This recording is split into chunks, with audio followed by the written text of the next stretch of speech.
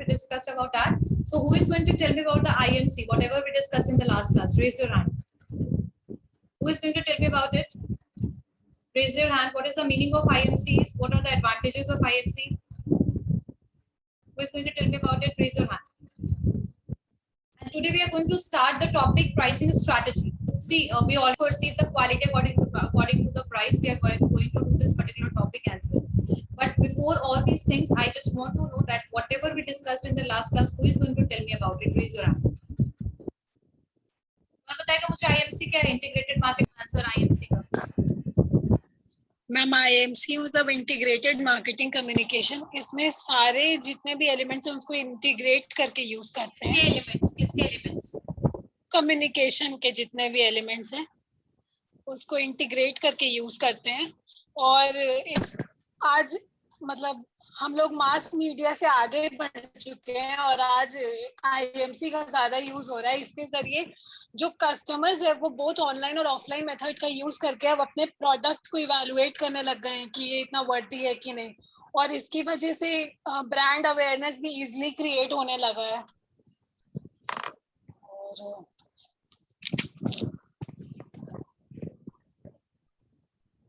नए प्रोडक्ट में कोई भी रिस्क वगैरह होता है वो भी रिड्यूस होने लगा IMC की वजह से. So अभी IMC जो है that is a kind of combination of both type of tool, that is traditional as well as modern tools. Modern tools में आपके direct marketing, blogs, content वगैरह सब चीजें आ जाएंगी, ठीक है. And आपकी जो traditional है उसमें आपकी क्या क्या चीजें आ सकती है? उसमें advertisement आएगा, newspaper, journal, इनके through जो हम advertisement कराते हैं. And our focus is on basically mass. We are basically focusing on mass consumers. So we are in the case of IMC, integrated marketing communication, now we are going to focus on the individual consumers as well, है ना. तभी तो direct mail, messages, call वगैरह जाने लगे consumers को. So integrated marketing communication जो है, it is basically helpful for increasing the more impact on the consumers as comparison to the traditional जो हम यूज कर रहे थे. अब ज्यादा क्या हो रहा है, इम्पैक्ट कर रहा है, इन्फ्लुएंस कर रहा है कंज्यूमर्स को, because the lifestyle of the people are change now. The people are basically investing more time on mobile phones and laptop, and because of this reason the internet is a major tool which is used by the IMC, integrated marketing communication, right? What are the various benefits of IMC, Toshi?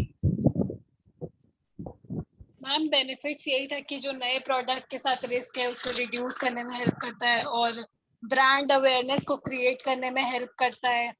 और आज मतलब internet के through people जल्दी assess कर सकते हैं किसी भी प्रोडक्ट को, और SEO वगैरह, ब्लॉगिंग वगैरह का यूज करके भी जान सकते हैं प्रोडक्ट के बारे में. और जो ऑर्गेनाइजेशन है वो SEO का यूज करके ये जान सकते हैं कंज्यूमर को चाहिए क्या. SEO, search engine optimization. What consumers are searching all the time, we can search in SEO. Okay, search engine optimization. We can understand at what kind of needs consumer have and what kind of product they are searching for. Okay. What are the pull and push strategies? Who is going to tell me about push and pull strategy? Push and pull strategy. Who is going to tell me about it? Raise your hand. Push and pull strategies.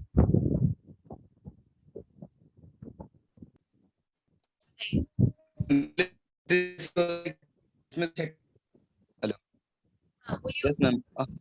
Ma'am pull strategy एक ऐसा technique है जो कि कोई भी organisation use करता है customer को पुल करने के लिए. इसमें बेसिकली कुछ इंपॉर्टेंट जो एक्टिविटीज आते हैं वो एडवर्टाइजिंग हो गया, मास मीडिया प्रमोशन के थ्रू हो गया, वर्ड ऑफ माउथ हो गया, सेल्फ प्रमोशन हो गया.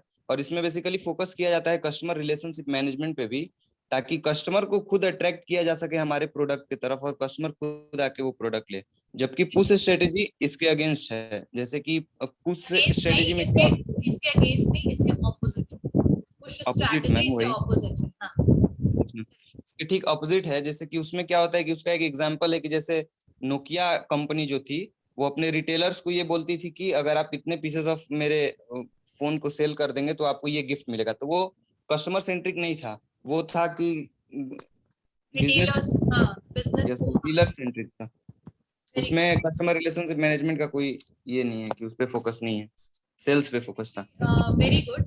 The push and pull strategy जो है, जहां पर पुश स्ट्रैटेजी जो होता है जिसमें हम सेल्स प्रमोशन का यूटिलाइज करते हैं किस चीज के लिए, for to motivate the retailers और डीलर्स, ठीक है, ताकि वो बेसिकली आगे कंज्यूमर्स को not force exactly in that way but they can basically influence the customer for purchasing this product, but in the pull strategy consumer are willing to purchase your product and services, ठीक है। So what are the, मैंने इसमें कितना करवाया था दोषी, इसमें putting. So what is the meaning of pricing? If we are talking about it, what is the meaning of price first? Price क्या होता है? Basically the amount which we are basically taking from the consumer for selling the product, or in the consumer perspective we can say that the amount which we are paying for getting some services or product. But what kind of service and product? That should be valuable, ठीक है, मतलब उसका कुछ value होना चाहिए जो भी हम प्रोडक्ट ले रहे हैं, ठीक है। अब जैसे हमें कुछ भी खरीदना है, स्पेक्स खरीदना है, मोबाइल खरीदना है, why we are using that, why we are purchasing that, because it has some need, ठीक है। For getting something valuable we just need to return it in a way that is known as the price, हमें कुछ amount पे करना पड़ता है, कुछ cost पे करना पड़ता है, ठीक है। So price is the amount of the goods या amount we pay for goods and services and for ideas, ठीक है। Either in the service if we see that maybe it is possible, maybe क्या, obviously it is possible that we never get any possession of services in the like goods जैसे हम खरीद रहे हैं, ये bottle भी खरीद रहे हैं तो इसका पैसा देने के बाद इसका ओनरशिप तो मुझे ट्रांसफर हो गया, ये चीज सर्विसेज में पॉसिबल नहीं है कि, but we can take some benefits, हम एक्सपीरियंस कर सकते हैं, हम चीजों को देख सकते हैं, कंसल्ट कर सकते हैं, एडवाइस ले सकते हैं, आइडियाज ले सकते हैं। So for this also we just need to pay the amount. कोई भी चीज जो वैल्यूएबल है और जो हमारी नीड का है और जिसको लेने के लिए, एक्वायर करने के लिए बेसिकली जब हम कोई अमाउंट पे कर रहे हैं, दैट इज अ प्राइस, ठीक है। अब प्राइस जो है बेसिकली कह सकते हैं कि अब प्राइसिंग क्या होता है, जब when we are using this ING, pricing क्या होगा? सो प्राइसिंग कह सकते हैं कि that is a kind of strategy, एक स्ट्रैटेजी है, प्राइसिंग इज अ, प्राइसिंग जो एक मेथड है, एक प्रोसेस है, स्ट्रैटेजी नहीं, प्राइसिंग इज अ मेथड और process to set or to basically choose the pricing strategy for our product and services, यानी किस तरीके की प्राइसिंग स्ट्रैटेजी हमें अडॉप्ट करना है, किस तरीके की वो जो सारे मेथड्स और प्रोसेस होते हैं उसको हम कहते हैं pricing, that will be within the organisation, ठीक है। प्राइसिंग जो है बेसिकली प्रोसेस और एक्टिविटीज है, जो कौन सा प्राइसिंग स्ट्रैटेजी हमें सेट करना चाहिए, प्राइसिंग को हमें कैसे डेवलप करना है, इन सबसे रिलेटेड होता है आपका प्राइसिंग स्ट्रैटेजी, ठीक है। प्राइसिंग सो प्राइसिंग स्ट्रैटेजी की अगर हम बात करें तो मैंने पहले भी आप लोगों को बहुत टाइप की प्राइसिंग स्ट्रैटेजी करवाया, competitive pricing strategy, skimming, penetrating pricing strategy, फिर आपका guaranteed pricing strategy, price discrimination, so there are multiple kind of price strategies are present in market, but what is the suitable one, ठीक है, and how we can develop the pricing, cost based pricing is there, ठीक है। सो ये जितने भी type की pricing strategies हैं, इसको हम किस तरीके से अडॉप्ट करें, कैसे डेवलप करें, इसके लिए जितनी भी एक्टिविटीज और प्रोसेस होते हैं आपके ऑर्गेनाइजेशन में, that is known as pricing. Clear हो गया? Price is something that is related with the amount, like this pencil cost 5 rupees, तो that is its price, but इस 5 रुपए को इस पेंसिल पे सेट करने के लिए जितने भी एक्टिविटीज किए, जितने भी कैलकुलेशंस किए, जो भी आपने डेवलपमेंट किया, प्राइस डेवलपमेंट में किस तरीके से इसमें स्ट्रैटेजी बेस्ट होगा, इसको कहेंगे प्राइसिंग। क्लियर हो गया? Clear? Yes, ma'am. So what is the meaning of price and what is the meaning of pricing? I think these both terms are clear. Clear हो गए दोनों? ठीक है। What are the various objectives of pricing? Pricing के क्या क्या various objectives हैं, हम वो अभी थोड़ा देख लेते हैं, ठीक है। So pricing लिखना चाहते हो? What is the meaning of pricing लिखना चाहते हो? लिखवा दूं? हो No, जाएगा, ठीक है। अब प्राइसिंग में ना सारे के सारे आपके एक्टिविटीज, आपके सारे प्रोसेसेस, आपके मार्केटिंग, प्राइस डेवलपमेंट, आपका डिलीवरी प्रोसेस प्रोडक्ट का या सर्विस का, ठीक है, जितने भी कॉस्ट वगैरह जो भी है, एम्प्लॉइज की सैलरी, सब कुछ इसमें बेसिकली इंक्लूडेड होता है। क्योंकि अगर आप ये प्रोडक्ट खरीद रहे हो, ये प्रोडक्ट परचेज कर रहे हो, तो इसमें आपका सिर्फ रॉ मटेरियल ही नहीं लगा, इसमें बहुत सारी चीजें, एडिशनल कॉस्ट और ओवरहेड कॉस्ट, इसमें सब कुछ लगा हुआ है ना। तो बेसिकली प्राइसिंग इसी को कैलकुलेट करके ये सारी एक्टिविटीज जो होती हैं ये सारी प्राइसिंग कहलाती हैं, इसी को प्राइसिंग कहते हैं ओवरऑल। ठीक है, अगर हम प्राइसिंग की सर्विस में बात करें तो ऑब्वियसली कि यहाँ पर आपका जो सर्विस सेक्टर आएगा इसमें प्राइसिंग को कैसे हम डिटरमाइन करेंगे, तो प्राइसिंग को हम डिटरमाइन कर सकते हैं बाय उस समय का डिमांड क्या है, सर्विस प्रोवाइडर जो है उसका रेप्यूटेशन, उसका गुडविल, उस हिसाब से हम प्राइस को सेट कर सकते हैं। ठीक है, ब्रांड, उसका रिकॉग्निशन कितना है। ठीक है, और उसके बाद फिर जो सर्विस है वो मतलब किस टाइप की सर्विस है, जैसे प्योर सर्विस है, रेस्टोरेंट है, तो फूड प्लस है, तो उस हिसाब से हम प्राइस को सेट करेंगे। ठीक है, नेक्स्ट चीज जो इसमें हम देखेंगे कि what are the objectives of pricing. आज मैं सिर्फ थ्योरी वाला करवा रही हूँ, नेक्स्ट क्लास में होगा the inverse relationship between price and demand, यानी प्राइस बढ़ेगा तो वैसे ही डिमांड कम होगा, और अगर आपके पर्टिकुलर एक प्रोडक्ट, जो भी प्रोडक्ट या सर्विस का डिमांड बढ़ रहा है, इंक्रीज हो रहा है, तो उसके सब्स्टिट्यूट प्रोडक्ट का जो है, देखो ध्यान देना, एक चीज मैं शॉर्ट में बताना चाहूंगी, शेयर करती हूँ स्क्रीन। जैसे प्राइस जो है उसका जो है इनवर्स रिलेशनशिप है किसके साथ, आपके डिमांड के साथ, यानी डिमांड और प्राइस का क्या रिलेशनशिप है, इनवर्स रिलेशनशिप है। ठीक है, सेकेंड चीज, अगर कोई भी पर्टिकुलर प्राइस एक प्रोडक्ट का बढ़ता है, जैसे मान लीजिए टी का प्राइस अगर बढ़ जाता है, तो ऐसे केस में टी का प्राइस बढ़ गया, इसका डिमांड कम हो गया, लेकिन इसके सब्स्टिट्यूट का डिमांड क्या हो जाता है, इंक्रीज हो जाता है। बात समझ में आई, यानी कि इसके सब्स्टिट्यूट में क्या आ सकता है, may be coffee, that is also a beverage, तो it might be possible that if there is an increase in the price of a particular good, in that case the demand of that particular goods and service will be declined, but the utilization of that substitute of that product and service का demand, that will be increase. ठीक है, but in the case अगर इन दोनों का ही price increase होता है तो it's totally depend upon the need. और कुछ ऐसी भी हमारे यहाँ सर्विसेज होते हैं, जैसे जो भी जैसे मेडिकल सर्विसेज वगैरह, जहां पर हम प्राइस को एज अ डिटरमाइन नहीं करते हैं, because that is a required service. उसकी प्राइस कितनी भी हाई हो बट उसकी रिक्वायरमेंट हमेशा रहती है, तो वो उसकी सर्विस को हम बेसिकली उसके प्राइस को हम डिटरमाइन नहीं करते। उसका डिमांड जो है कंपैरेटिवली कॉमोडिटी की तरह कई बार फ्लक्चुएट नहीं होता है, कितना भी प्राइस हाई हो डिमांड उसका वैसे ही बना रहेगा। ठीक है, तो ये सारी चीजें जो हैं, इस तरीके के जो इकोनॉमिक जितने भी फॉर्म्स है, इकोनॉमिक जितनी भी चीजें हैं, वो नेक्स्ट क्लास में हम करेंगे विद द ग्राफ प्रॉपरली। ठीक है, सो ऑब्जेक्टिव्स के साथ हम चलते हैं आगे कि ऑब्जेक्टिव क्या है, objective of pricing. So objective of pricing की अगर हम बात करें तो सबसे पहला इसका ऑब्जेक्टिव क्या होगा, सर्वाइवल प्राइस। लाइक इफ सबसे पहले अगर कोई भी आप प्रोडक्ट या सर्विस का प्राइस क्यों फिक्स कीजिएगा, क्यों किसी भी पर्टिकुलर सर्विस के लिए आप पैसे लीजिएगा, बिकॉज ऑफ द सर्वाइवल। ठीक है, अगर आप अपने बिजनेस में, अपने ऑर्गेनाइजेशन में अगर आप कोई भी सर्विस प्रोवाइड कर रहे हैं कंज्यूमर को, and if you are not taking any cost, in that case your business is not going to run in the long term. ठीक है, आपका बिजनेस आगे नहीं चल पाएगा, because for other factors, for other benefits और other facilities, कुछ भी अगर आप इंक्रीज करना चाहते हैं, अगर कोई एक हॉस्पिटल भी है, अगर वो पैसे पेशेंट से नहीं लेगा तो क्या पता वो आगे इक्विपमेंट के लिए वहां के एम्प्लॉइज की सैलरी वगैरह देना मुश्किल हो जाएगा। So the first objective of the pricing is survival price. ठीक है, जहां पर बेसिकली जो फर्म है वो सर्वाइव करे, चले, फर्म आगे चले, आगे बढ़े। ठीक है, और फर्म जो है अगर वो कॉम्पिटिटर के साथ compete करना चाहता है तो उसकी प्राइसिंग स्ट्रैटेजी स्ट्रॉन्ग होनी चाहिए, अदरवाइज वो फर्म जो है वो वहां पे स्टैंड भी नहीं कर पाएगा दूसरे फर्म के सामने।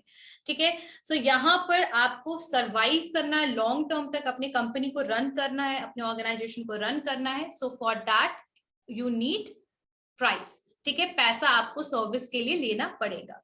सो first reason is the survival price जो है that is required. First objective survival price.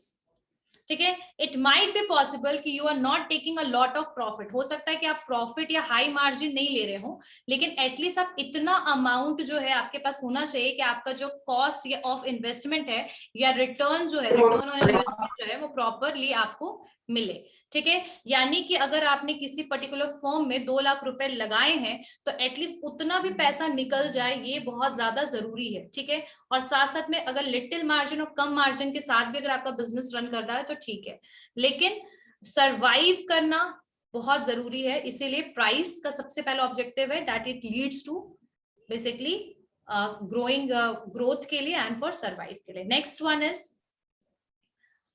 Profit maximization. Profit maximization. Through price you can maximize your profit. Through price you can maximize your profit. What is the meaning of profit? कोई बताएगा मुझे profit क्या होता है? What is the meaning of profit? Profit maximization. Profit का मतलब क्या होता है? Whatever we are earning over the amount, जो cost है उस product के ऊपर जो हम amount ले रहे हैं, that is basically our profit. हाँ, नहीं capital नहीं बेटा, जो product का price है, product का जो cost वही है, जितना लगाए हैं उससे ज्यादा कुछ एक्स्ट्रा मिले, एग्जैक्टली, ठीक है। प्रॉफिट जो है बेसिकली प्रॉफिट मैक्सिमाइजेशन जो है वो किसके थ्रू होगा? हमारे प्राइस के थ्रू होगा, जब हम पैसा लेंगे ऑब्वियसली।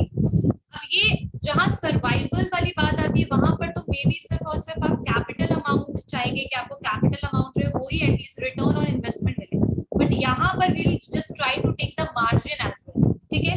सेकेंड, थर्ड वाला जो ऑब्जेक्टिव है लिखिए, third objective market share price. Market share price. Market share price. ठीक है। मार्केट शेयर प्राइस का मतलब क्या है कि जो प्राइस है वो आपका इम्प्रूव करेगा, हेल्प करेगा किस चीज में? मार्केट शेयर को इम्प्रूव करने में। प्राइस हेल्प करेगा मार्केट शेयर को इम्प्रूव करने में, ठीक है। मार्केट शेयर क्या है? मतलब जहां पर वो पोर्शन जहां पर इंडस्ट्री जो है सेल कर रहा है अपने प्रोडक्ट को या फिर सर्विस को, ठीक है। सो बेसिकली यहाँ पर मार्केटर क्या चाह रहा है? To retain the market share, ठीक है, रिटेन करे मार्केट शेयर। और ये तभी पॉसिबल है जब आपके कस्टमर जो है उस प्राइस को या अमाउंट को एक्सेप्ट करे whatever you are taking for that particular service, ठीक है। सो कहीं ना कहीं आपका कितना मार्केट शेयर होगा that will be determined according to the price. Yes Toshi, market share क्या हुआ? मार्केट शेयर का मतलब क्या होगा कि जैसे जो एरिया में आप डील कर रहे हो, जैसे एग्जांपल आप बोरिंग रोड एरिया में डील कर रहे हो, आपका मार्केट शेयर क्या है? सिर्फ बोरिंग रोड एरिया, ठीक है।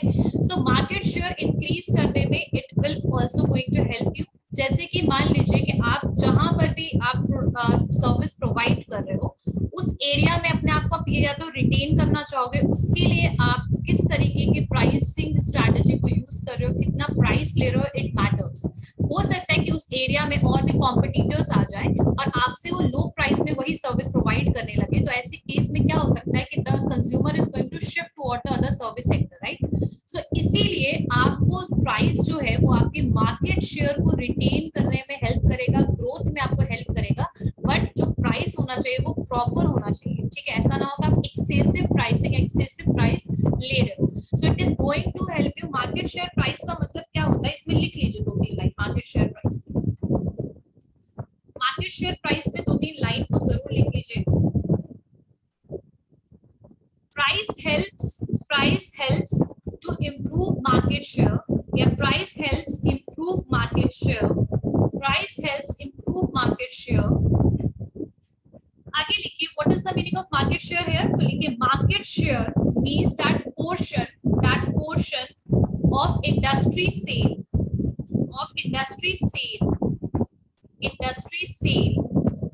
which a marketer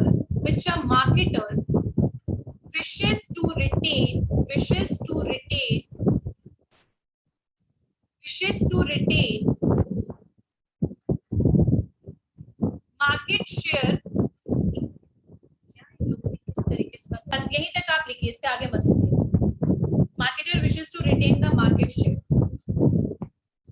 ठीक है। तो यहाँ पर मार्केट शेयर आपका जितना है वो अकॉर्डिंग टू प्राइस डिटरमाइन हो सकता है। मतलब प्राइस का एक ये भी ऑब्जेक्टिव है कि आप अपने मार्केट शेयर को मेंटेन करके रखें और हो सके तो you can increase your market share, ठीक है।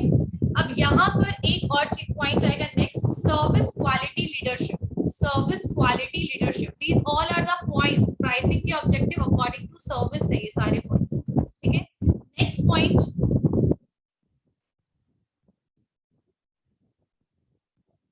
नेक्स्ट पॉइंट, अच्छा इससे पहले मैं आपको एक पॉइंट बताना चाहूंगी। जो मार्केट शेयर प्राइस जो है ना, ये बेसिकली अगर आप मार्केट शेयर को इंक्रीज तब कर सकते हो जब आप इकोनॉमीज ऑफ स्केल पे पहुंचो।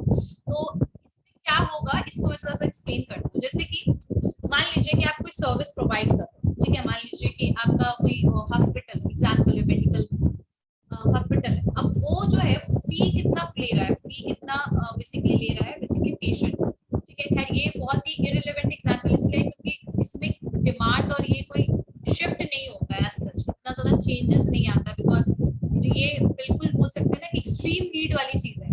बट स्टिल ऐसे मानो कि आप कोई सर्विस प्रोवाइडर है, मान लीजिए कि वो बोरिंग रोड में, उसके और भी कॉम्पिटिटर्स हैं, आपको उस मार्केट शेयर को नहीं छोड़ना है क्योंकि आप वहां पर रहना चाहते हो, रिटेन करना चाहते हो। आपको क्या करना पड़ेगा इसके लिए, प्रोडक्ट का प्राइस हो सके तो थोड़ा सा लेस मार्जिन के साथ भी अगर आप चाहो तो सेल करोगे। सेल जैसे ही आप लेस मार्जिन के साथ करोगे वैसे ही आपकी सर्विस का डिमांड इंक्रीज होने लगेगा।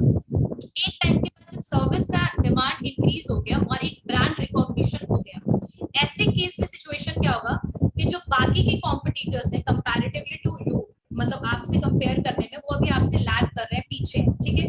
अब यहाँ पर अगर आपकी सर्विसेज बहुत ज्यादा इंक्रीज हो, ठीक है, यानी बहुत ज्यादा लोग कस्टमर्स आपके पास आ रहे हैं, तो पर पर्सन जो कंज्यूमर का कॉस्ट है, यानी पर पर्सन जो है वो कॉस्ट क्या होगा, डिक्रीज हो सकता है, ठीक है। You will reach the economies of scale. है इकोनॉमीज ऑफ स्केल का यूटिलाइजेशन ज्यादातर प्रोडक्टिविटी इंक्रीज में होता है। जैसे कैसे होता है कि अगर आपने 5 किलो आलू लिया एग्जांपल में, तो आपको वो कम पैसे में मिलेगा जहां आपने 1 किलो लिया। समझ में आ रही है बात? मतलब जितना ज्यादा you will purchase the product उतना ज्यादा you will reach the economies of scale, ठीक है। तो जैसे ही आप इकोनॉमीज ऑफ स्केल वाले सिचुएशन पे पहुंचोगे, आपका मार्केट शेयर जो है वो ग्रो होने लगेगा। और ये सारा का रीजन क्या है, योर प्राइसिंग स्ट्रेटेजी, आपका प्राइस। इसीलिए प्राइस का ये बहुत मेजर ऑब्जेक्टिव है, मार्केट शेयर। क्लियर हो गया? समझ में आया मार्केट शेयर वाला जो बात मैंने बताया अभी आपको? Next point, next point, next point, ठीक है। और कस्टमर का एक्सेप्टेंस भी इंक्रीज होगा अगर आपने प्राइस प्रोडक्ट का लो रखा, यानी सर्विस और प्राइस प्रोडक्ट का लो रखा, तो आपका जो मार्केट का जो कस्टमर एक्सेप्टेंस भी है वो भी काफी ज्यादा इंक्रीज होगा, ठीक है। और जितना ज्यादा कस्टमर एक्सेप्टेंस इंक्रीज होगा उतना ज्यादा मैक्सिमाइजेशन होगा आपके मार्केट शेयर का, ठीक है। और पर पर्सन कॉस्ट भी लो होता जाएगा और आपके कस्टमर आते जाएंगे, तो आपको ग्रोथ भी होगा, प्रॉफिट भी होगा, मार्केट शेयर इंक्रीज भी होगा और वो मार्केट शेयर रिटेन भी हो जाएगा। Next point, service quality, service quality leadership. Service quality leadership का मतलब क्या है कि कई बार कुछ सर्विस कंपनी ऐसी है कि वो प्राइस हाई रखती है सर्विस के लिए because of its Prestige and because of its brand, ठीक है। जैसे एग्जांपल है मेदांता, और ये इनका प्राइस कितना ज्यादा हाई है, this is super speciality hospital, right. So यहाँ पर इनका जो रीजन है प्राइस हाई रखने का, सर्विस प्राइस हाई रखने का, that is because of their Prestige and reputation, ठीक है। जो हाई प्राइस चार्ज वो करते हैं ना, वो कहीं ना कहीं इम्प्रेस करते हैं कंज्यूमर को, किसके लिए, कि basically about they are telling about the quality of the services, right. So यहाँ पर ये माना जाता है कोई कुछ ऐसे ब्रांड्स हैं जो बेसिकली फेमस ही है for their premium pricing and for their high pricing. The reason behind it is, the reason behind it is that their reputation, उनका रेप्यूटेशन मेंटेन रखने के लिए वो चार्ज करते हैं प्राइस हाई, और साथ साथ में वो इंडिकेट करता है कि यहाँ की जो सर्विस क्वालिटी होगी वो भी क्या होगी, हाई होगी। First point is the, okay, next आगे अब हम बढ़ते हैं इसी में, ठीक है। जो high quality that impress the high price that impress the quality of the service, and एक और चीज होगा, it also leads to the price quality leadership in the target market, यानी कि आप प्राइस के मामले में, क्वालिटी के मामले में उस मार्केट में क्या बन सकते हैं, लीडर बन सकते हैं, ठीक है। सर्विस जो ऑफर हो रहा है हाई प्राइस कैटेगरी में, उसमें वो क्या चीज बेसिकली डेवलप कर रहा है, that is developing the quality image of the service provider, ठीक है। सो यहाँ पर 2-3 चीजें हो रही है, सर्विस, एक तो आपका रेप्यूटेशन और ब्रांड का नाम की वजह से you are using this premium pricing, and that is also making a image in front of consumers, the brand image is also developing, ठीक है। यहाँ ब्रांड इमेज भी डेवलप हो रहा है। और एक चीज और भी है कि सर्विस ऑफरिंग जो है वो एक पोजीशन बना रखा है आपका किसके मामले में, फॉर द क्वालिटी इमेज, ठीक है। सर्विस प्रोवाइडर जो है वो बेसिकली बहुत अच्छी क्वालिटी की सर्विस प्रोवाइड करते हैं। जैसे इसमें एग्जांपल कौन हो जाएंगे, हाई कॉस्ट रेस्टोरेंट्स हो गए, ठीक है, पर्सनल केयर सेंटर्स हो गए, ये सब क्या है, इनका क्या काम है, they are in the basically position of the leadership in the service as well as in the quality, ठीक है। तो यहाँ पर service quality leadership you can achieve easily because of the pricing, if you are taking the high price, but you cannot take the high price if your reputation is not good, if the people are not willing to pay for that service which you are providing, so in that case you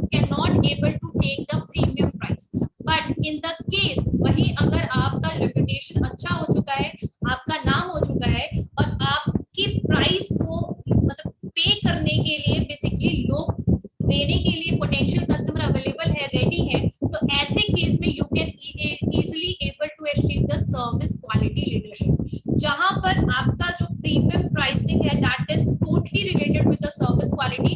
ज्यादा पैसा दे रहे हैं तो ज्यादा अच्छी service मिलेगी। Clear हो गया Toshi and all? Yes, ma'am. So service quality leadership में अगर 2-3 पॉइंट लिखना चाहते हो तो उसमें लिख लीजिए, 2-3 पॉइंट इसमें लिख लीजिए।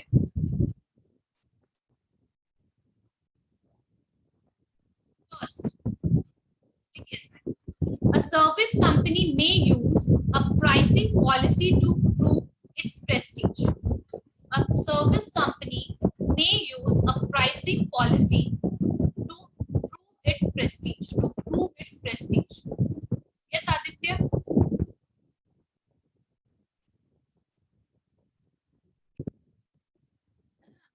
A service company may use a pricing policy to prove its prestige. ठीक है, अब service company may use a pricing policy to prove its prestige, यानी अब प्राइस को एक फैक्टर यूज करेंगे प्रेस्टीज को दिखाने के लिए, रेपुटेशन को दिखाने के लिए। ठीक है, the high price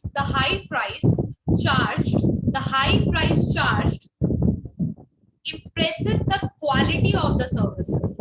The high price charged impresses the quality of the services, ठीक है, the high price charge impresses the quality of the services. It also leads to price quality leadership. It also leads to price quality leadership in the target market.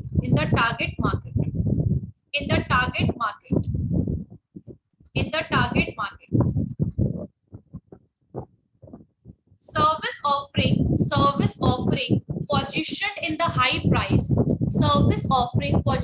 high price category, service offering positioned in the high price category, build a quality image for the service provider.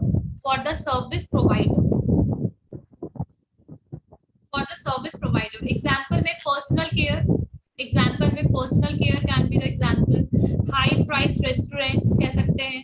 ठीक है, profit maximisation ही सिर्फ M नहीं होता है, कभी भी ये objective नहीं होता है आपके प्रोडक्ट के, सिर्फ प्राइसिंग जो है उसी से आप प्रॉफिट मैक्सिमाइजेशन ही करें, प्राइस से ये जरूरी नहीं। प्राइसिंग के थ्रू आप बेसिकली अपनी क्वालिटी को भी शो कर सकते हो, जैसे इस वाले पॉइंट में service quality leadership.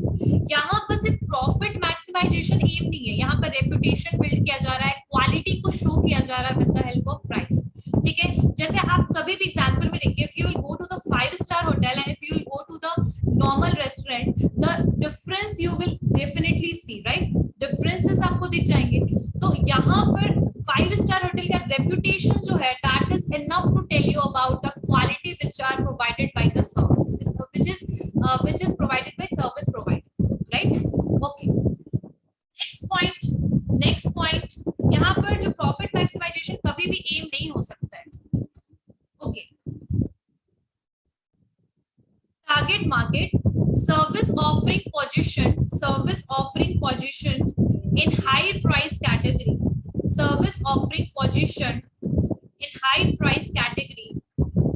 build a quality image for the service provider, ठीक है। तो ये सारे आपके क्या थे, ऑब्जेक्टिव्स थे किस चीज के, आपके प्राइसिंग के। अब फैक्टर्स क्या है जो बेसिकली प्राइस को इफेक्ट कर सकता है, what are the various factors? So there will be internal factor as well as there are external factors which are going to effect the price of the services. ठीक है, यानी कि services का जो अमाउंट है या प्राइस जो है उसको इफेक्ट दोनों तरीके से हो सकता है, इंटरनल फैक्टर भी है और उसके एक्सटर्नल फैक्टर्स भी है। तो इंटरनल फैक्टर्स कौन-कौन है उसके बारे में हम लोग लिखेंगे। ठीक है, उससे पहले जो मैंने ये increase the profit of our company, increase the profit. ठीक है, first survival, because in the long run growth के लिए, ठीक है, बिजनेस रन करने के लिए, चलने के लिए आपको जरूरी क्या है, प्राइस, एक प्रॉपर प्राइसिंग स्ट्रैटेजी को यूज करना। अगर आपने कम प्राइस लिया, अगर आपके मार्जिन बहुत ज्यादा कम हो रहे हैं, मे भी हो सकता है कुछ टाइम के लिए, बट आप सरवाइव कर सकते हो। लॉन्ग टर्म में भी आप आगे चल के प्रॉफिट लेने लग जाओ, अच्छा खासा मार्जिन अच्छा हाई रख लो। लेकिन अगर आपका जो कैपिटल इन्वेस्ट किया अगर वो भी रिटर्न नहीं हो रहा है, तो ऐसे केस में you are in the loss and you are not able to survive. So pricing का सबसे पहला ऑब्जेक्टिव है सर्वाइवल, सेकंड है प्रॉफिट मैक्सिमाइजेशन, थर्ड पॉइंट क्या था Toshi? Market share price. Exactly, मतलब आप प्राइस के थ्रू मार्केट शेयर को इंक्रीज कर सकते हो, मार्केट शेयर को रिटेन कर सकते हो। मैं अगर किसी एक पर्टिकुलर, मैंने एक सर्विस सेक्टर, मान लीजिए कि मैंने एक, मान लीजिए कंपनी स्टार्ट की, कोई भी सर्विस का मैंने कंसल्टेंसी देना शुरू किया, मान लीजिए जीएसटी का, और मैंने स्टार्ट किया अगर ये बिजनेस एडवाइजरी और कंसल्टेंसी वाला, और ऐसे केस में अगर मैं बहुत ज्यादा हाई चार्ज कर रही हूँ प्राइस को, एक्सेसिव हाई प्राइस ले रही हूँ, और मेरे जो कॉम्पिटिटर्स हैं मुझसे लो प्राइस चार्ज कर रहे हैं, तो मेरे जितने भी आपके वो होंगे कॉम्पिटिटर्स होंगे, मेरे कस्टमर्स उनके पास मूव कर जाएंगे, वो मेरे पास रिटेन नहीं करेंगे, ठीक है। और हो सकता है धीरे धीरे मेरा जो मार्केट शेयर है वो श्रिंक कर जाए, वो कम हो जाए, है ना। लेकिन अगर मैं प्रॉपर प्राइसिंग स्ट्रैटेजी अडॉप्ट करूंगी और according to the requirement and according to basically demand of the consumers, willingness of consumer, may be मैं प्राइसिंग को फ्लेक्सिबल रखूं, चेंज करती रहूं अकॉर्डिंग टू नीड, तो हो सकता है कि मेरा मार्केट शेयर धीरे धीरे इंक्रीज हो जाए, और हो सकता है कि मैं कॉम्पिटिटर्स से भी ज्यादा बोल सकते हैं, एक मार्केट में मेरा क्या हो जाए, डोमिनेटिंग प्लेस हो जाए, ठीक है। अब ये चीज कैसे पॉसिबल है? Because of the pricing, because finally जो है कंज्यूमर क्या पे करेगा, आपको पैसा अमाउंट देगा, और आप क्या लोगे, प्रॉफिट या पैसे जो कॉस्ट लोगे, प्राइस, ठीक है। So market share can be increase because of the pricing. Next is service quality leadership. इसका मतलब क्या है कि अगर आप प्राइस, कुछ ऑर्गेनाइजेशन, कुछ कंपनीज प्राइस हाई इसलिए रखती है क्योंकि उसका प्राइस जो है उसकी प्रेस्टीज और उसकी गुडविल को शो करता है, ठीक है, उसके रेपुटेशन को शो करता है। अगर आप प्रीमियम प्राइसिंग ले रहे हो तो इसका मतलब you are providing a good service quality as well, and it leads to the service quality leadership in the market, ठीक है। And even consumers are also willing to pay the amount high for your service because you are providing a good quality of service, right? तो यहाँ पर आप service quality leadership, that is also objective of pricing. Next point, what are the various factors affecting the pricing? Factors affecting the pricing, ठीक है। कौन-कौन से factors होंगे जो pricing decisions को affect करते हैं? इसमें आप देख सकते हो इंटरनल फैक्टर्स हैं, ठीक है, बहुत सारे फैक्टर्स हैं जो इफेक्ट करेंगे आपके बिजनेस को, internal factor, external factors. Internal factor का सबसे पहला पॉइंट जो है वो लिखिए, कंपनी का ऑब्जेक्टिव, कंपनीज ऑब्जेक्टिव, ठीक है, कंपनी का ऑब्जेक्टिव, यानी कि अगर आपकी कंपनी का ऑब्जेक्टिव क्या है, यानी कंपनी जो है वो लॉन्ग रन में क्या, बेसिकली उनका गोल क्या है, ऑब्जेक्टिव क्या है कंपनी का, that is also affecting the pricing decision. Example में अगर कोई कंपनी है, उसका डिजायर है कि टारगेटेड रेट ऑफ रिटर्न आना चाहिए कैपिटल इन्वेस्टमेंट में, तो ऐसे केस में जो प्राइसिंग डिसीजन होगा, जो प्राइसिंग डिसीजन लिया जाएगा, are made that total sales revenue from all product exceed the total cost, sufficient margin and desired return on the total capital investment। इसका मतलब समझिए, कंपनी का ऑब्जेक्टिव क्या है, यानी कंपनी जो है उसका ऑब्जेक्टिव क्या है। मान लीजिए, इसको मैं समझाती हूँ,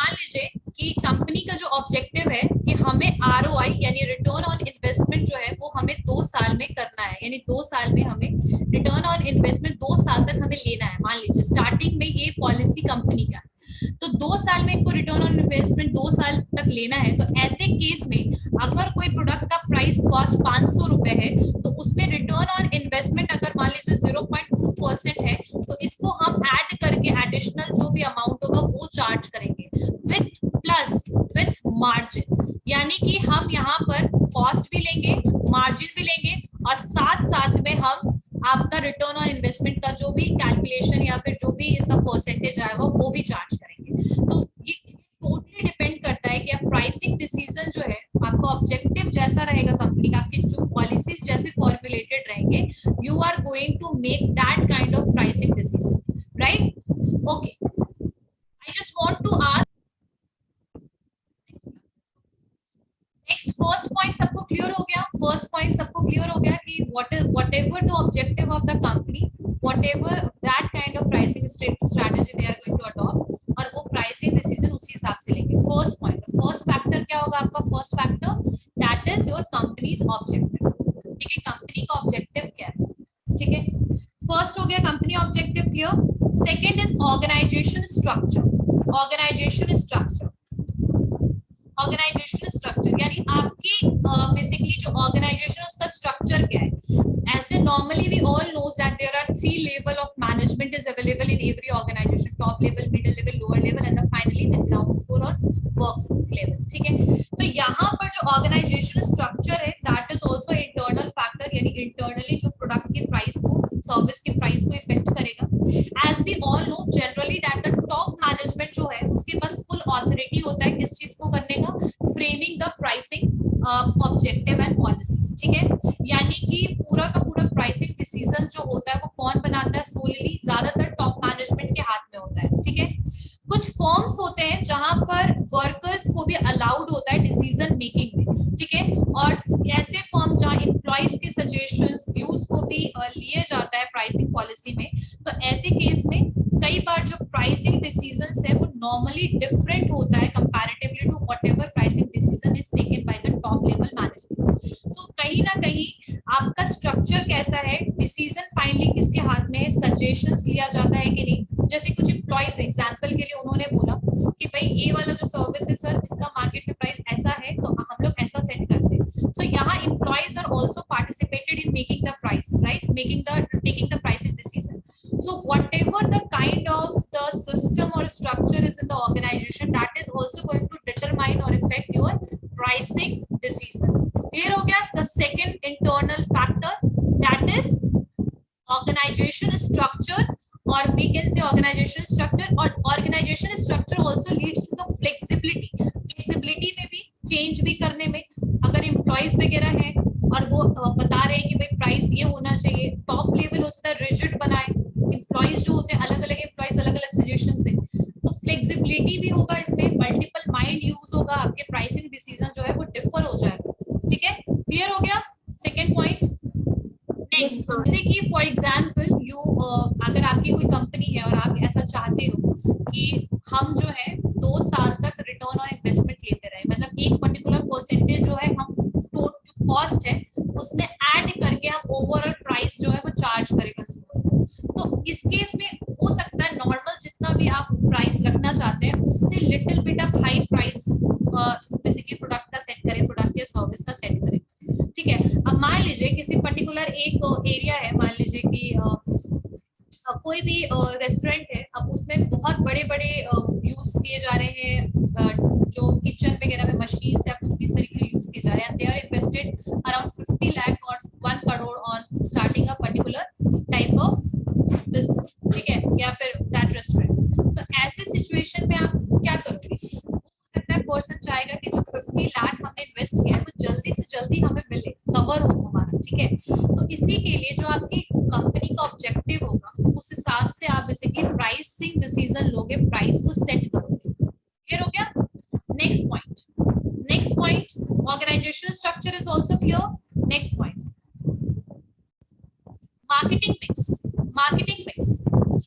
marketing mix also determine or also affect the pricing decision. How? See, we all know that in services there are 7 P's. अगर एक P प्राइस को हटा दीजिए, उसके अलावा जो 7 P's है उसका भी यूटिलाइजेशन कंपनी करती है। अब जैसे डोमिनोज है, व्हाट डू यू थिंक? वो अपने हर जगह पे, यानी कि स्कूटी से लेकर के क्लोथ से लेकर के हर जगह पे they are doing the branding, right? यानी प्रमोशन का काम वो हर जगह पे कर रहा है। ठीक है, ड्रेस कोड होता है उनका, है ना? क्लीनलीनेस, हाइजीन के लिए उन लोगों ने एक्स्ट्रा एम्प्लॉइज रखा है। तो ये सारी कॉस्ट तो आप इनकर कर रहे हो, लगा रहे हो बेसिकली अपने बिजनेस में। तो यहाँ पर बाकी जो पीस है, यानी जो भी पीस है आपके, यानी प्रोडक्ट, अगर डोमिनोज है तो उसका प्रोडक्ट क्या है? Pizza and other food product, right?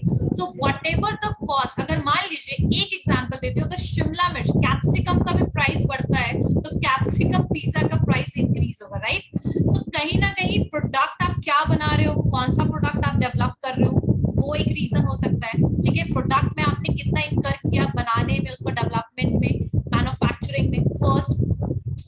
Second जो है कि आप उसको डिस्ट्रीब्यूट, उसको डिलीवर कैसे कर रहे हो, सर्विस को डिलीवर कैसे कर रहे हो आप, उसका भी आपका कॉस्ट, जैसे कि डोमिनोज वाले घर तक ला करके दे रहे हैं, फ्यूल तो लग रहा है उसका, राइट? फ्यूल लग रहा है, एम्प्लॉइज लग रहे हैं एक्स्ट्रा, वर्किंग आवर्स उनका इंक्रीज हो रहा है, तो उसमें आप डिलीवरी कैसे कर रहे हो, यानी distribution, physical distribution, normal distribution आप कैसे कर रहे हो, उसके प्राइस भी कहीं ना कहीं आपके इफेक्ट करेंगे ओवरऑल प्राइसिंग को, जितना आप कॉस्ट इनकर कर रहे हो। प्रमोशन में आपने जो भी चीजें आप यूज कर रहे हो, प्रमोशन में आप जो भी चीजें यूज कर रहे हो, इसका मतलब सारी चीजें आपके आएंगी, आप एडवर्टीजमेंट करवा रहे हो, ठीक है? आप डायरेक्ट मार्केटिंग अप्रोच कर रहे हो, आप सेल्स प्रमोशन करा रहे हो, जैसे कि फ्राइडे में हमेशा एक पिक फ्री, 50% ऑफ, जो भी चीजें आप करवा रहे हो एक्स्ट्रा, उसमें कॉस्ट। फिजिकल एविडेंसेस जो भी आपने इक्विपमेंट्स लगाए, टेबल चेयर्स वगैरह जो आपने रेस्टोरेंट में लगाया, ठीक है? आपने जो बेसिकली स्कूटी, क्लोथ्स, जो उनकी caps, everything comes under the their cards, everything comes under the physical evidence, ठीक है? And finally process is through, मे भी हो सकता है कि आप फोन के थ्रू, ऐप के थ्रू प्रोसेस कर रहे हो, ठीक है? पेमेंट करना, सो ये जितनी भी बाकी के फीस है, that is going to basically affect your final price of the particular product. कोई भी फाइनल प्रोडक्ट क्या है, पिज्जा ये डोमिनोज का पिज्जा एंड अदर प्रोडक्ट जो भी है उसके फाइनल प्रोडक्ट है, उसका कॉस्ट को कहीं ना कहीं वो बढ़ा देगा। आपने कहाँ से कितना कॉस्ट लगा आपके प्रोडक्ट को बनाने में, आपने ब्रेड, चीज क्या क्या लगाया, कितना कॉस्ट लगा, प्रमोशन कैसे किया, फिजिकल एविडेंस क्या क्या यूज किया, डिलीवरी कैसे किया, everything, all other fees are going to effect the overall price.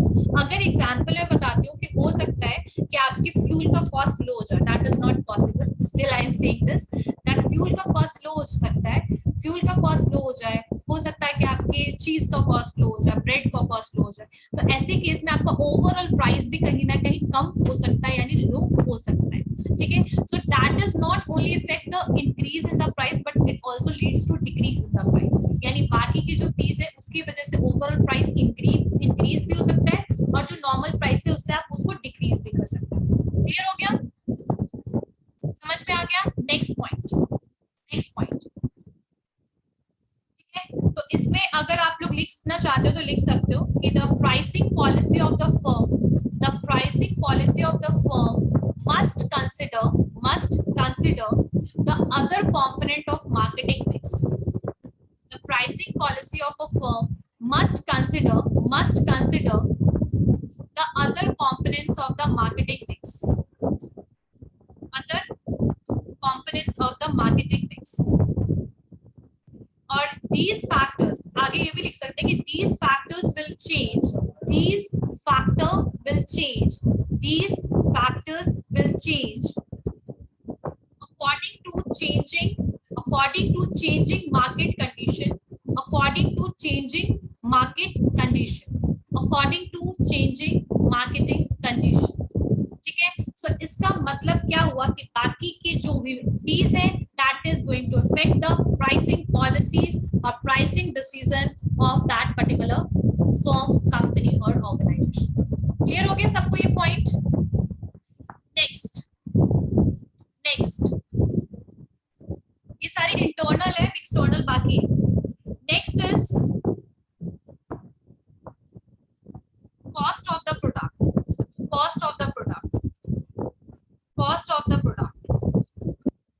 ठीक है? Cost of the product that is solely dependent on only the product cost, यानी प्रोडक्ट को बनाने में आपका जितना कॉस्ट लगेगा, अगर मान लीजिए किसी प्रोडक्ट को बनाने में 500 रुपए लग रहा है, तो that is also effect the pricing decision. इसमें कुछ भी नहीं है, सिर्फ कॉस्ट ऑफ द प्रोडक्ट में यही है कि if the product price less than the production, the firm will suffer from the loss. यानी अगर 500 रुपए बनाने में मुझे इसे लगा, तो मैं इसको अगर 400 में बेचूंगी तो मुझे क्या होगा, लॉस होगा। तो यहाँ पर आप हमेशा जो कॉस्ट ऑफ प्रोडक्शन से हमेशा प्रोडक्ट के प्राइस को क्या रखिएगा, हाई रखिएगा। Next is external factors. क्या क्या एक्सटर्नल फैक्टर्स हैं जो इफेक्ट करते हैं pricing decision? What are the various external factors? ठीक है, फर्स्ट लिखिए demand. First is demand.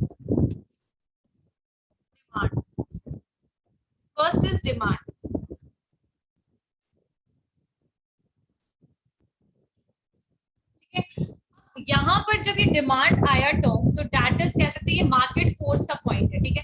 So demand जो है वो प्रोडक्ट और सर्विस का वो बहुत ज्यादा इम्पैक्ट करता है प्राइसिंग, ठीक है। अगर प्रोडक्ट का डिमांड नहीं है, if there is no demand for the product can not be sold at all, obviously वो प्रोडक्ट सेल ही नहीं होगा। लेकिन अगर प्रोडक्ट का डिमांड है तो प्राइसिंग भी है उस हिसाब से चेंज हो सकता है। एक और चीज, प्रोडक्ट का जो डिमांड है उस हिसाब से हम प्रोडक्ट का प्राइस भी सेट करते हैं। जैसे कुछ प्रोडक्ट ऐसे होते हैं जिनका हाई डिमांड होता है मार्केट में, ठीक है। अब जैसे एग्जांपल में रेमडेसिविर जो मेडिसिन था, ऐसे तो पैंडेमिक का था, उसमें कुछ ऐसा होना नहीं चाहिए, बट जिस भी प्रोडक्ट का डिमांड हाई हो जाएगा, जिस भी प्रोडक्ट का, उसका आप प्राइस क्या कर सकते हो, उस प्रोडक्ट का हाई रख सकते हो, ठीक है। सो डिमांड जो है that is going to effect the pricing decision overall, ठीक है। आपके प्रोडक्ट का डिमांड जैसा रहेगा उस हिसाब से आप प्राइस सेट कर सकते हो, क्लियर है। और डिमांड इंक्रीज भी कर सकते हो प्राइस लो करके, डिमांड को डिक्रीज भी कर सकते हो प्राइस हाई करके, ठीक है। और जितना ज्यादा वैल्यूएबल और यूटिलाइजेशन का प्रोडक्ट या सर्विस होगा, उतना ज्यादा उस प्रोडक्ट का प्राइस हाई रहेगा, डिमांड हाई रहेगा, ठीक है। But there is the sales promotion वगैरह आप कर सकते हो। Next is competition. What we need to do in this case, हम हमेशा बेसिकली किसका कंपेयर करते हैं, कॉम्पिटिटर्स के साथ, यानी कि मार्केट में जो हमारे कॉम्पिटिटर्स हैं वो क्या चार्ज करें दैट पर्टिकुलर सर्विस के लिए, ठीक है। अगर हम देखें तो कंपटीशन का इस अभी कुछ ज्यादा ही इम्पैक्ट है मार्केट में, क्योंकि मार्केट जो है ओवरऑल बहुत सारे प्रोडक्ट के साथ, सर्विस के साथ फ्लडेड है, यानी बहुत सारे सर्विस और प्रोडक्ट और उसके सब्स्टिट्यूट्स, उसके अल्टरनेटिव्स बहुत ज्यादा प्रेजेंट है। तो ऐसे केस में ये जो आपका the product demand will be increase, तो ऐसे केस में हो सकता है कि आप प्रोडक्ट हाई भी, प्राइस हाई भी रखोगे तो प्रोडक्ट का जो डिमांड है वो वैसा ही रहे, स्टेबल, जो मैंने आप लोगों को पहले ही बताया था, ठीक है। सो डिमांड जो है ना वो टोटल मार्केट फोर्स है, उस समय की रिक्वायरमेंट, उस समय सीजन की रिक्वायरमेंट, उस समय टाइम की रिक्वायरमेंट, ये सब चीजों पे डिपेंड करता है आपका डिमांड, टाइम पे, सिचुएशन पे, ठीक है, और उस पर्टिकुलर सर्विस की नीड पर। तो इस हिसाब से अगर डिमांड आपका हाई एंड यू नो कि आगे चलने वाले टाइम पे भी प्रोडक्ट का प्राइस, प्रोडक्ट का डिमांड हाई रहेगा, तो अगर आप एक्स्ट्रा भी चार्ज करोगे तो उसका डिमांड कम नहीं होगा। मैंने आप लोगों को ये पॉइंट बताया था, शायद पहले भी बताया था तोशी। Yes ma'am. और ये भी हो सकता है, जस्ट इसके साथ एक और भी चीज होता है कि डिमांड हाई करने के लिए आप प्रोडक्ट का प्राइस लो करो। डिमांड अगर आपका नहीं है, कम है बहुत ज्यादा प्रोडक्ट का, तो आप उसको हाई करने के लिए डिमांड का प्राइस, ये प्रोडक्ट का प्राइस कम कर दो, प्रोडक्ट या सर्विस का प्राइस कम कर दो, ठीक है। Next point, excuse me ma'am, ma'am actually चलिए, यस तोशी यू वांट, चलिए ठीक है। तो अब हम शुरू करते हैं। कंपटीशन जो है, कंपटीशन की अगर हम बात करें तो ऑब्वियसली जो आपके कॉम्पिटिटर्स अवेलेबल है मार्केट में, उस हिसाब से भी आप प्राइस सेट करते हो। कई बार आपके कॉम्पिटिटर्स प्राइस प्रोडक्ट का लो करते हो तो आप भी प्रोडक्ट का प्राइस लो कर लेते हो, ठीक है।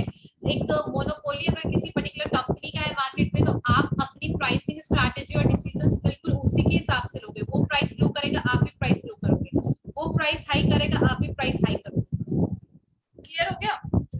तो जो आपकी प्राइसिंग स्ट्रैटेजी है वो कहीं ना कहीं आपके फॉलो करती है कॉम्पिटिटर्स को, ठीक है। तो कहीं ना कहीं कंपटीशन जो है, कॉम्पिटिटर्स जो है, ये भी आपके प्राइस को क्या करती है, इफेक्ट करती है, ठीक है, प्राइसिंग डिसीजन को इफेक्ट करती है। नेक्स्ट जो है, next point that is buyers. Buyer कौन होगा, हु इज द बायर, वो बाई प्रोडक्ट ठीक है। और services, if there is no ready takers for the product, अगर प्रोडक्ट को कोई खरीदने वाला ही नहीं है, no one is ready, तो obviously it is failed, it is said to be have failed in the market, यानी वो प्रोडक्ट का कोई यूज ही नहीं है, सर्विस का यूज ही नहीं है। So pricing decision जो है that is also related with the characteristic nature and preferences of buyers, यानी कि कस्टमर्स के क्या प्रेफरेंसेस हैं, क्या नेचर है, प्रोडक्ट का डिमांड क्या है उनका, ठीक है।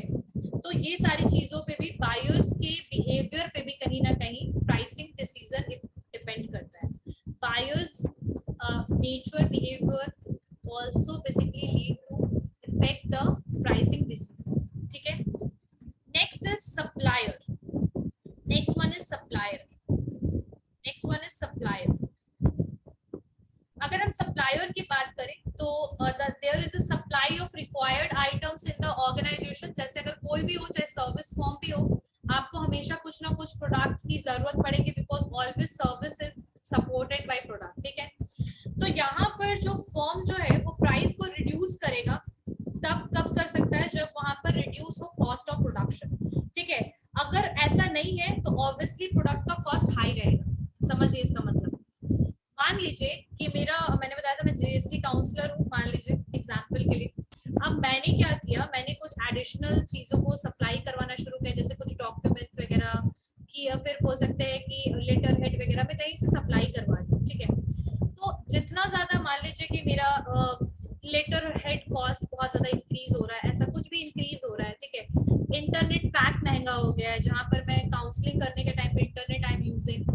सो ऐसे केस में जो चीज को मैं यूज कर रही हूँ हमेशा के बेसिस पे और जिसका मैं सप्लाई करवा रही हूँ, और प्रोडक्ट के केस में रॉ मटेरियल का कॉस्ट, प्रोडक्ट के केस में रॉ मटेरियल का कॉस्ट, अगर वो इंक्रीज डिक्रीज होगा तो ऐसे केस में आपका कॉस्ट ऑफ प्रोडक्शन कहीं ना कहीं वैरी होगा, और जब कॉस्ट ऑफ प्रोडक्शन वैरी होगा तो that is going to effect the final price. मैं समझ में आया? जैसे मान लीजिए कि इंटरनेट का कॉस्ट हाई हो गया, मान लीजिए एग्जांपल के लिए, अब मैं ना 200 रुपए मान लीजिए चार्ज कर रही थी एक पर्टिकुलर 1 घंटे की मीटिंग के लिए, तो मैंने 200 रुपए से उसको बढ़ा के 250 कर दिया, बिकॉज जो फाइनल जो उसको कंसल्ट जो एडवाइस दे रही हूँ, जो मुझे कंज्यूमर से प्राइस, ऑब्वियसली हम लोग क्या करते हैं, कोई भी प्रोडक्ट बनाएंगे उसका फाइनल प्राइस कहाँ से लेते हैं, कंज्यूमर से। तो ऐसे केस में जो मेरा अमाउंट होगा, उस अमाउंट को निकालने का तरीका क्या होगा, उस अमाउंट को लेने का तरीका क्या होगा, कंज्यूमर से हाई प्राइस कर लेंगे, ठीक है।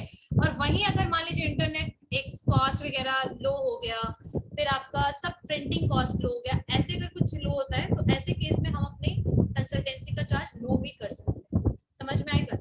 यहाँ कहने का मतलब ये है कि आपका जो supplier that is going to affect the cost of production, and in the case of raw material हम ले सकते हैं।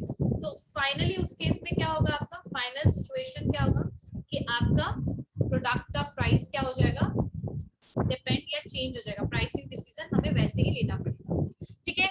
Next point, next point, next point, suppliers है, इसमें वही चीज है कि as already pointed out, the firm can reduce the price if it can reduce the cost of production. If not, the usual tendency to charge the increased cost of production to the consumer. Example में, if the price hike for the petrol or diesel, it will automatically increase the price of vegetables, fruits and other provisions. Why? Because vegetable fruit को इधर से उधर transfer करना, ठीक है, वो obviously उसको प्राइस को इंक्रीज कर देगा, ठीक है। फर्म जो है अगर कहीं भी रॉ मटेरियल वगैरह जो भी वो ले रहा है, एक्वायर कर रहा है सप्लायर से, अगर उसका प्राइस हाई होगा तो ओवरऑल कॉस्ट जो है प्रोडक्ट का हम हाई कर देंगे, ठीक है, ओवरऑल प्राइस प्रोडक्ट का हाई कर देंगे। क्लियर हो गया? यानी कि increase on any of the factor of the cost of production, that is going to affect the cost of production as well as that is going to affect the pricing decision. Clear हो गया सबको? Next point, next point, next point, economic condition, economic condition, economic condition, economic condition, ठीक है। So economic condition is something which is related with the GDP, which is related with the inflation, we can say, ठीक है। So monetary policies, fiscal policy, that is going to affect the pricing, ठीक है। So we can say that if there is a, मतलब कभी ऐसा situation आता है जब इन्फ्लेशन आ जाएगा, ठीक है, और प्रोडक्ट का जो प्राइस है ऑटोमेटिकली हाई होने लगेगा, ठीक है, या फिर शेयर मार्केट क्रैश हो जाना, किसी भी ऐसे सिचुएशन में आपके प्रोडक्ट का प्राइस जो है वो इफेक्ट होगा, ठीक है। यानी pricing decision can be effect by the economic, business, boom condition, inflation वाले कंडीशन, ठीक है, लोअर जीडीपी, हर एक में आपका क्या होगा, बेसिकली प्राइसिंग जो होगा प्रोडक्ट का बेसिकली चेंज होगा। अब नेक्स्ट जो है that is government regulation, government regulations, यानी गवर्नमेंट ने क्या रेगुलेशंस बना रखे फॉर द सर्विसेज। अब जैसे गवर्नमेंट का रेगुलेशन नहीं आया जीएसटी, देखा है आप लोगों ने जीएसटी में कितना ज्यादा टैक्स जो है इंक्रीज हो गया, तो ऐसे केस में प्रोडक्ट का प्राइस हाई नहीं हो रहा। जैसे अगर कोई भी प्रोडक्ट अगर आपको लेना है, कुछ भी सर्विसेज लेना है, तो वहां पर आपको जीएसटी भी कई बार बिल लेने के लिए पे करना पड़ जाता है। तो जो गवर्नमेंट है उसके पास पावर है रेगुलेट करने का इस चीज को, activities of the business firm, and they can also, they do not not charge high price, but मतलब so that they do not charge the high price, ठीक है, मतलब प्रोडक्ट का प्राइस चेंज करने गवर्नमेंट रेगुलेशन की वजह से भी होता है, और बहुत सारे गवर्नमेंट ने एक्ट्स वगैरह भी पास किए, जैसे एमआरटीपी एक्ट। एमआरटीपी क्या होता है? Monopoly restrictive trade policy act, ठीक है, 1969। कंज्यूमर प्रोटेक्शन एक्ट है आपका, ठीक है। बहुत सारे ऐसे गवर्नमेंट के पॉलिसीज है, जैसे जीएसटी टैक्स, जीएसटी हो गया आपका, ये सारे आपके गवर्नमेंट रेगुलेशंस है which is affecting the price of the final product और सर्विसेज, ठीक है। प्रोफेशनल टैक्स भी लगता है, पता है आप लोगों को? Professional tax is also taken. All the internal and external factors are completed in the pricing decision, factors of affecting the pricing decision. Anyone have any doubt in any of the point whatever we discussed today? Anyone have any doubt? किसी को कुछ पूछना है जो समझ नहीं आया हो? Raise your hand. चीजें हैं जैसे आपके सर्वाइव होना, survive, earn a profit, generate sales. Generate sales को भी लिख लीजिएगा एक आप बेनिफिट्स में या ऑब्जेक्टिव्स में, ठीक है। इमेज इंक्रीज, इमेज वही सेम चीज होगा, मार्केट क्वालिटी लीडरशिप वाला, ठीक है। ओके, नेक्स्ट हम थोड़ा सा चलते हैं बैक साइड, जो भी हमने पढ़ाई किया उसका रिवीजन थोड़ा करते हैं। लेट्स स्टार्ट विद दैट, ठीक है। कोई पर्टिकुलर टॉपिक हम लोग कर लेते हैं आज रिवीजन,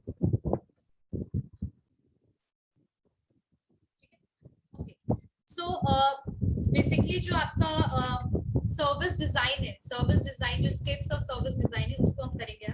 सबसे पहले सर्विस प्रोडक्ट डिजाइन होता क्या है? तो सर्विस प्रोडक्ट डिजाइन जो है that is refers to the physical attribute of the service, ठीक है, यानी फिजिकल एट्रीब्यूट कि हम किस तरीके से सर्विस हमें प्रोवाइड करना है, ठीक है।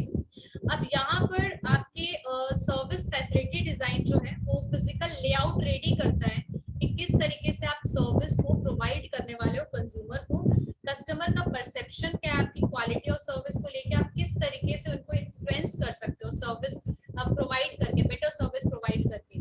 अब इसमें क्या क्या चीजें, कस्टमर परसेप्शन जो है किस तरीके से इफेक्ट हो सकता है क्वालिटी ऑफ सर्विसेज से, तो वो आपका आएगा क्लीनलीनेस, स्पेशियसनेस, लाइटिंग अच्छा होना चाहिए, लेआउट अच्छा होना चाहिए, एनवायरनमेंट अच्छा होना चाहिए, ठीक है, जहां पर वो सर्विस ले रहे हैं, यानी जहां सर्विस इनकाउंटर हो रहा है उनमें ये पर्टिकुलर जो सर्विस फैसिलिटी या डिजाइनिंग है वो प्रॉपर होनी चाहिए। एग्जांपल में जैसे आपका रेस्टोरेंट है, उसका जो एक लेआउट जो रेडी हो रखा है, क्लीनलीनेस है, वहां पर हाइजीन है, जो वहां का एम्बियंस है overall, that is service facility design, जो एक हो सकता है design of the physical layout. Physical layout जहां पर आप सर्विस प्रोवाइड कर रहे हो किसको, बेसिकली कंज्यूमर को, और कंज्यूमर का परसेप्शन जो है आपकी क्वालिटी ऑफ सर्विस को लेकर किस तरीके से बनेगा, जब आप एक प्रॉपर क्लीनलीनेस को, स्पेशियसनेस को, लेआउट को, ये सब को क्या करोगे, प्रॉपर प्रोवाइड करोगे कंज्यूमर को, ठीक है। अब यहाँ पर जो बेसिकली सर्विस डिजाइनिंग है वो किस तरीके से बेसिकली प्रोसेस होता है, सर्विस स्टेप्स क्या है सर्विस डिजाइन का, किस तरीके से आप उसकी डिजाइनिंग करोगे। तो इसमें पहला जो है, फर्स्ट पॉइंट जो है इसमें स्टेप 1 की अगर हम बात करें तो that is to involve the customer in designing process, ठीक है। कस्टमर को इन्वॉल्व करना है डिजाइनिंग प्रोसेस में, because finally we just need to deal with the consumer, ठीक है। कस्टमर को डिटरमाइन करना है स्पेसिफिकेशन, डिटरमाइन करना है टेक्निकल एस्पेक्ट्स वगैरह, ये सब स्टेप्स होंगे सर्विस डिजाइन के। एक मिनट मैं आपके ना बुक से वो छोड़ देते हैं। सो ब्लूप्रिंट एंड सर्विस मैपिंग क्या है, तो इसको याद रखिएगा कि क्या है ये। बेसिकली ब्लूप्रिंट एक टेक्निक है to understand the totality of the service in the process. जैसे एग्जांपल के लिए मैंने एक रेस्टोरेंट को शुरू किया, ये देखिए मैंने एक रेस्टो शुरू किया, मान लीजिए कि एक रेस्टो है, इसका एक लेआउट मैंने इसे रेडी करवाया आर्किटेक्चर से, यहाँ पर इसका काउंटर होगा, यहाँ पर इसका डोर होगा, यहाँ से सर्विस इस तरीके से डिलीवर, यहाँ से पर्सन एंटर करेगा, यहाँ पर चेयर्स होंगे, यहाँ पर कैश पॉइंट होगा, कैश या फिर यहाँ पर कार्ड के पॉइंट्स रखना है, ठीक है। डिलीवरी के लिए यहाँ डिलीवरी सिस्टम प्रॉपर के लिए यहाँ पर एलईडी का यूज करना, यानी कि जो प्रोडक्ट या फिर जो सर्विस है वो फाइनली कंज्यूमर तक आप कैसे डिलीवर कर रहे हो। तो इसके लिए ब्लूप्रिंट किसी भी सर्विस प्रोवाइड करने से पहले जो हम रेडी करते हैं, ठीक है, एक तरीके का मैप बनाना, एक तरीके का जैसे घर बनाने से पहले कैसे डिजाइनिंग बनाते हैं ना, फिर उसको इम्प्लीमेंट करते हैं। The same thing is happened here as well, ठीक है। सो ब्लूप्रिंट और जो आपका आपका बेसिकली सर्विस मैपिंग है, वो एक टेक्निक है जो हेल्प करेगा हमें समझने में कि हमें टोटलिटी जो प्रोसेस क्या है सर्विस प्रोवाइड करने का। ठीक है, इस स्टेज में सर्विस जो है, सर्विस सेक्टर में हम ज्यादातर स्टैटिस्टिकल प्रोबेबिलिटी वगैरह देखेंगे, प्रॉब्लम कहाँ अराइज हो सकता है, कौन से पॉइंट को हम, कौन से प्रोसेस को हम कम कर सकते हैं। तो इन सब के लिए बेसिकली हम एक सर्विस का ब्लूप्रिंट, यानी before providing the service we can make one map that where what kind of various points where the service will be provided, through which process service will reach to the consumer। ठीक है, एक mapping और एक blueprint हम ready कर लेंगे। ठीक है, अब इसके लिए क्या क्या चीजें रिक्वायर्ड है, क्या क्या स्टेप्स लगेंगे ब्लूप्रिंट को रेडी करने के लिए। पहला है कि इसमें हमें आइडेंटिफाई ये करना पड़ेगा कि सर्विस प्रोवाइड करने के लिए कौन कौन सी एक्टिविटीज है। ठीक है, कौन कौन सी एक्टिविटीज है, तो उसको एक डायग्रामेटिक फॉर्म में हम रेडी करेंगे। जैसे मैंने आप लोग को भी दिखाया कि यहाँ पर से हम कैश प्रोसेस होगा, यहाँ एक पर्सन होगा जो कैश लेगा, कार्ड लेगा, ये ऑर्डर प्रोसेस करेगा, पर्सन यहाँ पर एक पर्सन जो है वो जाकर के वेटर वाला काम करेगा, टेबल में खाना और जो भी प्रोडक्ट्स है या फिर जो भी फूड आपने ऑर्डर किया है वो प्रोवाइड करेगा। कंप्लेन को हैंडल करने के लिए वहां पर एक पर्सन प्रेजेंट होगा। तो यहाँ पर कौन कौन सी एक्टिविटीज इन्वॉल्व है फाइनल डिलीवर करने के लिए सर्विसेज को, ठीक है, उसको हम एक डायग्रामेटिक फॉर्म में रेडी करेंगे। ठीक है, इसमें सारे का सारा लेवल, जितने भी लेवल्स हैं, 1 लेवल, 2 लेवल, स्टार्टिंग पॉइंट से एंड पॉइंट तक, हम उसकी सारी कॉम्प्लेक्सिटी और नेचर को भी डिफाइन कर लेंगे। ठीक है, कि हो सकता है यहाँ पर भीड़ हो जाए, हो सकता है कि यहाँ पर कस्टमर को हैंडल करना मुश्किल हो सकता है कि क्वेरीज बहुत ज्यादा हो, तो लाइक कोई भी अगर ऐसा प्रॉब्लम है उन सबको भी हम डिफाइन कर लेंगे फर्स्ट पॉइंट में, फर्स्ट स्टेप में, सर्विस मैपिंग में। सर्विस मैपिंग याद रखिएगा कि एक टेक्निक है, एक प्रोसेस है जिसमें हम सर्विस को टोटलिटी में देखते हैं कि वो आगे फ्यूचर में हम किस तरीके से उसे इम्प्लीमेंट करेंगे और क्या क्या प्रॉब्लम हमें फेस करना पड़ सकता है उसको हम पहले ही रिड्यूस कर दें। इसी के लिए सर्विस मैपिंग को यूज किया जाता है। ठीक है, अब यहाँ फर्स्ट पॉइंट तो सबको समझ आ गया कि जहां जहां भी आपके एक्टिविटीज जितने भी इन्वॉल्व हो रहे हैं सर्विस डिलीवरी में, उसको हम एक डायग्रामेटिक फॉर्म में रेडी कर लेंगे, मतलब एक तैयार कर लेंगे। ठीक है, उसके बाद हम इसमें से आइडेंटिफाई करेंगे कि क्रिटिकल पॉइंट्स कौन कौन से हैं। देखिए, जैसे कि यहाँ पर देखिए, ध्यान दीजिएगा कि मान लीजिए कि हमें लग रहा है कि यहाँ पर जो कंप्लेंट सेंटर बनाया है that can be a critical point, यानी कि यहाँ पर हो सकता है कि कभी रश हो जाए, कभी कोई इश्यूज हो जाए, कभी कोई प्रॉब्लम अराइज हो, जो चीज बिल्कुल बियॉन्ड द रिच हो, मतलब कंट्रोल करना मुश्किल हो। तो ये क्रिटिकल जो भी पॉइंट्स होंगे उनको बेसिकली हम आइडेंटिफाई करेंगे। ठीक है, उसके बाद करेक्टिव मेजर्स लेंगे। जैसे यहाँ पर जो भी हमें लगेगा कि हमें यहाँ पर एक प्रॉपर कंप्यूटर सिस्टम को एस्टैब्लिश करना चाहिए जहाँ पर हर एक प्रोडक्ट का प्राइस ऑलरेडी अच्छे से मेंशन हो, कोई भी कस्टमर की क्वेरी के लिए हम उनको सॉल्व कर सके, रेफरेंसेस हो यहाँ पर प्रेजेंट। तो इस तरीके से हो सकता है कि हमारे पास कोई भी सॉल्यूशन मिलेगा तो उस क्रिटिकल पॉइंट में हम सॉल्यूशन ढूंढेंगे, उस स्टेज को हम किस तरीके से इजी बना दे कंज्यूमर के। ठीक है, उसके बाद करेक्टिव मेजर्स वगैरह यूज करेंगे। ठीक है, थर्ड क्या करेंगे, स्टैंडर्ड्स बनाएंगे कि कौन सा, मतलब स्टैंडर्ड एंड पॉलिसीज बनाएंगे परफॉर्मेंस का, स्टैंडर्ड एंड पॉलिसीज परफॉर्मेंस का, यानी कि कस्टमर एग्जीक्यूटिव को कैसे डील करना है कंज्यूमर से, पॉलिसीज क्या है और पॉलिसीज सब एम्प्लॉइज को पता है या नहीं, एक स्टैंडर्ड मेंटेन करेंगे हम। थर्ड पॉइंट नेक्स्ट में हम देखेंगे, एनालाइज करेंगे profitability of the service delivers, यानी कि कितने कस्टमर्स को हमने कितने टाइम में सर्व किया, यानी 1 घंटे में हमने 10 कस्टमर सर्व किए, 1 घंटे में हमने 5 कस्टमर सर्व किए, 1 घंटे में हमने 10-50 कस्टमर सर्व किए। तो यहाँ पर हम प्रॉफिटेबिलिटी को बेसिकली किसके साथ मेजर करेंगे, सर्विस डिलीवर के साथ, यानी हमने कितने कस्टमर को सर्विसेज प्रोवाइड किया। तो ये 4th पॉइंट होगा। शॉर्टकट में याद करने का तरीका मैं अभी बता दूंगी। ठीक है, उसके बाद मतलब ये 3-4 फाइनल, मतलब इसके प्रिपेयर ब्लूप्रिंट को हम कैसे करेंगे उसका ये चार्ट है। अब ये पॉइंट्स है, इसको फर्स्ट पॉइंट याद रखिएगा कि इसमें हम एक्टिविटीज देखेंगे कि कहाँ कहाँ कौन कौन सी एक्टिविटी है। यहाँ पर कैश वाला, कार्ड वाला, यहाँ सिटिंग अरेंजमेंट, यहाँ पर वॉशरूम, यहाँ पर पर्सन, यहाँ पर क्लीनलीनेस वाला जो भी होगा, मेड या वेटर, ये सब कुछ जहाँ जहाँ एक्टिविटीज है वो हमने देख लिया। फर्स्ट कौन सा पॉइंट क्रिटिकल हो सकता है, ये पॉइंट क्रिटिकल हो सकता है, ये पॉइंट क्रिटिकल हो सकता है। ठीक है, परफॉर्मेंस को सेट करेंगे ताकि ये जो भी प्रॉब्लम्स है वो अराइज ही ना हो, स्टैंडर्ड्स वगैरह करेंगे, और अगर क्रिटिकल प्रॉब्लम है या फिर अराइज हो सकता है तो उसके लिए पहले ही सॉल्यूशन ढूंढेंगे। फाइनली जो है वो हम एनालाइज करेंगे कि 1 घंटे में